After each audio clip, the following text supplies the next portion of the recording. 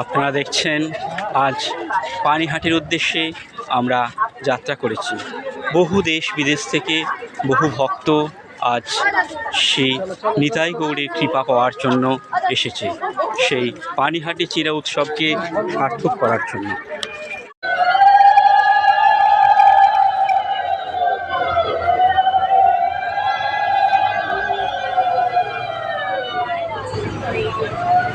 আমাদের যাত্রা শুরু হয়েছে পানিহাটির উদ্দেশ্যে নিত্যানন্দ প্রভুর কৃপা পাওয়ার জন্য।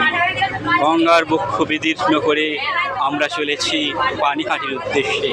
চিরাদধি উৎসবে শ্রী চৈতন্যদেব নিত্যানন্দ প্রভু যে দধি উৎসব করে গিয়েছিলেন এবং শ্রী চৈতন্যদেব নিজে বলেছিলেন, যতদিন এই ভাগীরথী থাকবে, চন্দ্র সূর্য থাকবে, ততদিন এই পানিহাটির রাঘব ভবনে তিনি অবতার করবেন।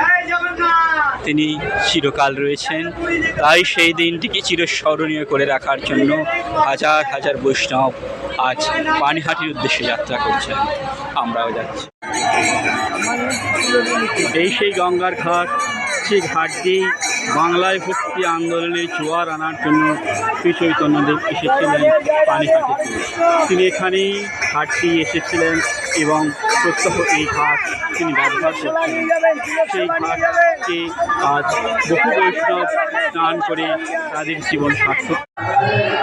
দক্ষিণেশ্বরে থাকাকালে রামকৃষ্ণদেব প্রায় আসতেন এই জায়গায় এবং তিনি বলেছিলেন এটি বাংলার নববৃন্দাবন, তার ভালোবাসা এবং স্মৃতির জায়গা ছিল।